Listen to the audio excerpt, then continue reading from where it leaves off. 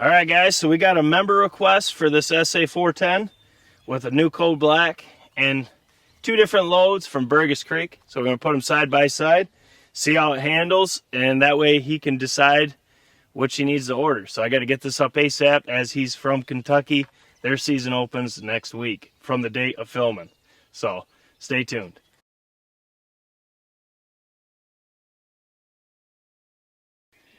All right, guys, like I said, we got the SA410 out here. This is the ADE, if you've heard me talk about it. The one that's been on my gun for years. You can see how dusty it is. I mean, I have beat the crap out of this thing. I don't even know if I could break these screws off. I've taken this goose hunting, I've killed geese with it, I've killed ducks with it. Haven't taken it turkey hunting, but this has fallen in swamps, done everything. And still, this little $60 ADE, you push that button, and she's on. It's really awesome. That's why I have high hopes for that Apollo, just because of this one's cheaper, and they said the Apollo's more durable. So that's pretty cool. But anyways, so what we got was the SA410, and then we have, as he has the new Code Black turkey, as you can see how shiny this thing is. I like Code Blacks just because when you shoot them, they start bronzing and out and darkening, and they look really good in the woods, and they just look really cool. But this is the 381, so the 2 loads we're going to do, these are the ones he could find. He just wants to see a reference of which he should go with. You got the Burgess Creek 410 3-inch 7/8 ounce and 9s, and then the same exact payload just with 10s. So that's what we're looking at today as I drop both of them. Now I'm going to say this right out the get. Now with these mossbergs and tri-stars, I've been seeing a ton of people having issues, not just with Burgess Creek, but any 410. Now what I've been explained is that's just kind of like the choke and thread situation we got going on. You have hulls that are made to a certain spec and guns that are made to a certain spec. So they're both in, but you're going to have overlap, and that's just how it is. I mean, it's not their fault. It's not anyone's fault. It's just, that is what it is. I mean, that's what happens when you have 2 different tolerances, essentially, in Sammy's spec and then whatever the Turkish people use for their spec. I'm not into that. I'm a machinist, so I understand tolerance overlap and stuff like that, but I know everything falls in, but it's just, that's how it goes. So I'm curious to see if I have any issues with my SA410. I've shot Burgess Creek with it, and I can't remember having an issue, but if I do, that's why. So I just want to put that out there. I know they'll explain it a lot better, but I see a lot of people having issues trying to just blast companies. It's not the companies. They're loading them right in spec. It just doesn't match with these Turkish guns. That's the main issue I'm seeing is SA410s, TriStar G2 Vipers, any gun made over in the old Turkey. It's kind of ironic. Kind of ironic indeed when you think about it. Anyways, so what we'll do is we'll put the 9s in first. We'll shoot that, and then we'll shoot the 10s side by side at 40 yards. But first, we got the trigger pull. I do have a Lyman trigger gauge coming in because this Wheeler, it is not an accuracy issue why I'm buying another. It's just that a lot of our guns, it just doesn't set in right, and I just don't know if it's going to give me a perfect reading. I've had no issues with it, but I just want to try another option so we can give you the best results we can. That's all we care about. But clear firearm. I've never done this with this mossberg, so we'll see. Okay, so first pull, 2 pounds, 2.8 ounces. And like I said, this is going to be nothing but a reference, and I'm going to do 4 pulls. We'll take an average. We got 2 pounds, 0.6 ounces, which seems right to me because this trigger is extremely light. It actually feels like my Mossberg SA28 now that I have a M Turbo spring in it. Ooh. We'll see if I yank that one. 3 pounds, 9.2 ounces. That's going to bring her up. Okay, so with 4 poles, that's 2 pounds, 15.1 ounces. With 4 poles, the average trigger pull is 2 pounds, 10.9 ounces, which is pretty close to 3 pounds, but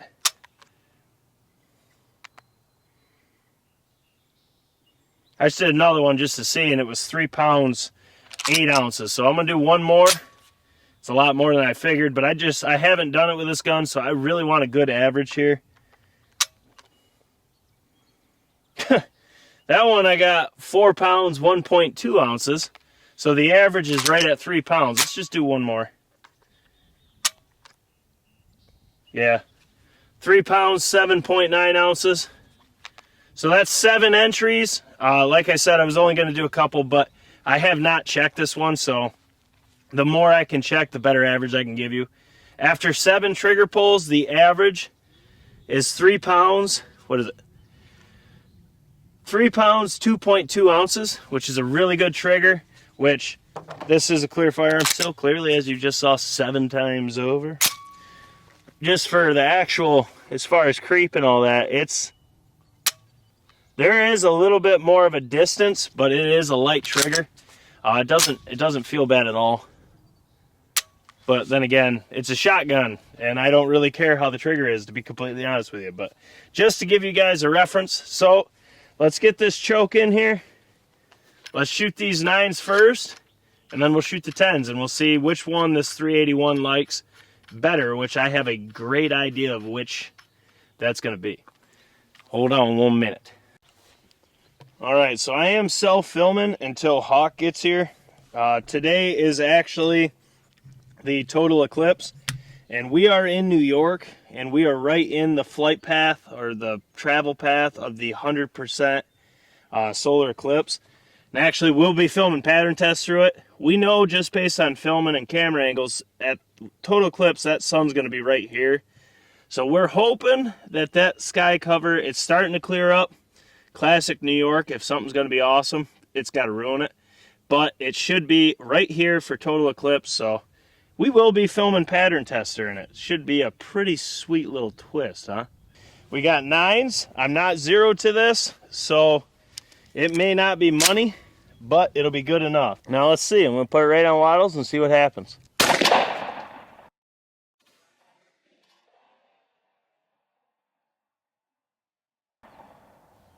Looks like it shot pretty true, actually. Just reset in the bog pod. Now, we'll put the 10s in. I had 0 ejection issue on that one. It actually shot out pretty dang good. Now we have the 10s. Once again, Mossberg SA410, Patternmaster Code Black Turkey 381, the new one. And here we go.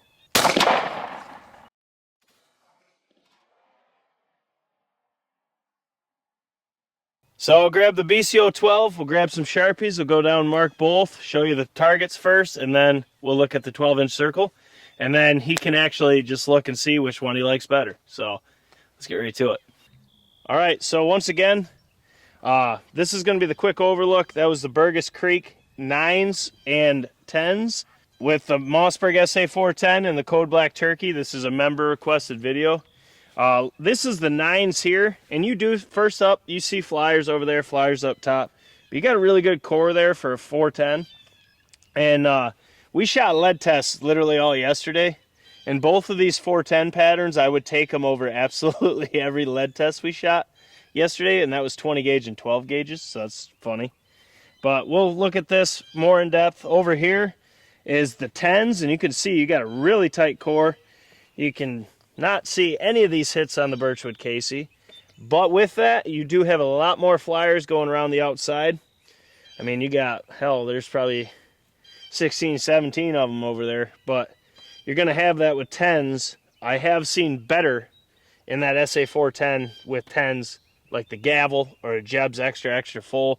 But needless to say, we'll get the 12-inch circle on here. Oh, maybe we may get to see the total eclipse. Sun just peeked out right there. We'll get these targets off, get the 12-inch circle up, mark the core, and then he can decide which he likes better, because this is not about what we like. This is literally a member-requested pattern test, so he can decide what he wants to hunt with that SA410 in Kentucky. which I got to get this video up tonight. Kentucky Open's literally next weekend. So, whew, let's get this up there.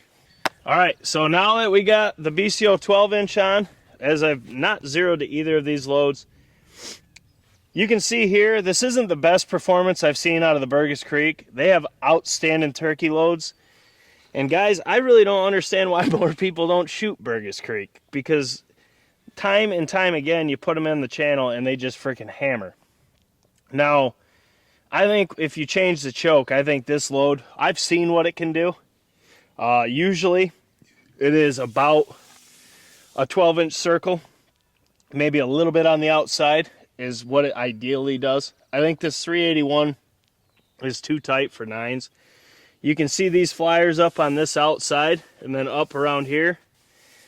But outside of that, I would hunt this because you have great pellet count in the 12-inch circle. Now, is it a screaming pattern? By no means, no. It's not going to be with 381 and 9s, at least in my 410s. But look how uniform this is around that 12-inch circle. I mean, there is really no voids. I mean, it damn near gave you a goddamn box. Look at this. There you go. Like, it pretty much filled that box. I mean, yeah, if you look at it this way, you got voids in there now, but essentially, I definitely should have drew my box smaller. But you can see what I'm saying. Like, you're not going to miss turkeys with this load at 40 yards. You're going to hammer them. And in close where you should be killing turkeys with a 410, in my honest opinion, you're going to have great leeway at 20 yards, 30 yards. You're going to have an excellent pattern. All these flyers will be sucked in. But I mean, in my nice little artistic box, most of that payload's in there. It did really well. It actually did, to be completely honest, it did better than I thought it was going to with that 381. We've seen 9 spring in that, so I just, once again, Burgess Creek just hammers. Now, I'll let Hawk zoom in. Would you want to count the shot in the square? I'll let Hawk zoom in on the circle so y'all can count. It'll probably be Brock. He's got that down to a science. You locked on it? Yeah. All right, now the load I figured would be better in the 381, and it was, is the 10s. Now, first up, you have actually less flyers going up the outside of the pattern and up top. There's probably some in here, but as you can tell, they bury deep in that wood. So, I mean, if it's hitting it, you ain't seeing them. The only thing I see in that is lead from yesterday. All the TSS, the tiny little holes, it's buried in there. It's insane what 10s actually have for penetration. Just, I know a lot of people hate them, but it is what it is. Now, looking at this, you have a tighter core in the actual BCO 12, but the beauty of 10s, you still have this awesome uniform pattern right around that 12-inch circle. You have less flyers, as with a 381, it generally does condense 10s down, but you have an outstanding hunting pattern once again with a 410. Now with 10s, personally, I wouldn't push them past 40, but that's just me. I don't shoot turkeys at 40. Haven't in a long time, actually, since I shot lead. And that's probably 10, 12 years ago. But when did I shoot that one? Were you hunting turkeys then? Yeah, you were hunting, weren't you? Yeah, that was... 'Cause 7 years ago? Yeah, I would say. So a little under 10 years ago is the longest turkey I ever shot with lead. I misjudged it, and it really burned me. Killed him clean, but that one really, ever since then, I don't even, if I'm not sure, I don't take a shot. It just, that kind of irked me that I did that. And I know we all do it, but still, I just don't do that no more. But 10s, I wouldn't shoot these to 50 yards. I just wouldn't. I guarantee you the penetration would be there, contrary to a couple people's beliefs. But seeing what we've seen with 10s, I think you could kill them to 50. Personally, I think this is a really great load for 410s because you get 40 yards. You have an awesome pattern at 40. He's hammered. And then in close, you're going to have one excellent full pattern. So I think he's going to have a hard decision here. I mean, I didn't shoot the 9.5s. We can't fit it in today, bud. But I wanted to give you the 9s and the 10s. Maybe we should show it side by side, just because he does want to, he's trying to decide what he wants to get. Can you see it? Or Yeah. so there you go. You got, I mean, you can definitely tell the 10s are a lot hotter than the 9s. In my opinion, if I was him, if you're not going to be shooting that far, I'd go with the 10s here. You can hunt with them in Kentucky. That's a killer pattern. That's better than what we've seen all the 12 gauges do yesterday with lead. And this still is not the best pattern. But I would take that personally. But I'll let Hawks zoom in on the 12-inch circle so you guys can count. And then we'll go from there. I kind of was thinking with that 381, it doesn't like 9s. But that actually did really well. Needless to say, I would hunt either of these, and I'd have plenty of leeway where I kill birds. Either of these, whatever ones you end up going with, if I was you personally, I would buy a box of 9s, a box of 9.5s, and a box of 10s. Take and shoot one of each. Put it on a big backer paper. See what your gun likes and what you like the best out of it, and go from there, man. Because honestly, I think maybe the 9.5s might be the ticket with that 381, but it's hard. Those 10s are filthy. So I hope this video helped you. Guys, as you see here, our YouTube members, not only do you see content early, you're going to see our hunts as they happen, no delay. You're going to see everything we do as soon as possible, as we've already done. In the last 2 days, we filmed 18 videos, and all 18 videos are already up. Tags, thumbnails, descriptions, all that's done, uploaded on the channel, scheduled, and members are watching them. We do things differently here. Like, I don't think there's another channel that does what we do, like we do it, because I want to get that content to you as soon as possible. I usually don't sleep very much during this time of the year, and I get you all these videos ASAP. So becoming a member, not only do you have access to all that, as you're going to have more videos from today, so you're looking at almost 20-some videos in a weekend, which is not unusual. You also can request pattern tests, and we will get to them. Because, guys, we have so many setups we have to do, not only for the channel, but for ourselves to get our setups ready for season. We need to pattern, too. So we can only get to so much. We give it our all, so we only allow our members to request pattern tests. This is one of them. We've done 6 or 7 now. But guys, if you want all that content, all that stuff, go down in the description. Membership's right there. Go down in the online store, buy some merch. We got 4 or 5 different designs up, as cheap as I possibly can sell them, so you guys can get and rep BCO with quality gear without breaking the bank, because that's all we care about here. Performance talks, rest walks. Guys, Jake Sleeves and Blue Collar Outdoors. We got a ton to film. We're going to have a total solar eclipse. And we got cloud cover, because New York can't have nothing nice. As always, catch you on the next one. Like, comment, share. Hope you liked it, Hunter. Go with the 10s, in my opinion. Catch you on the next one.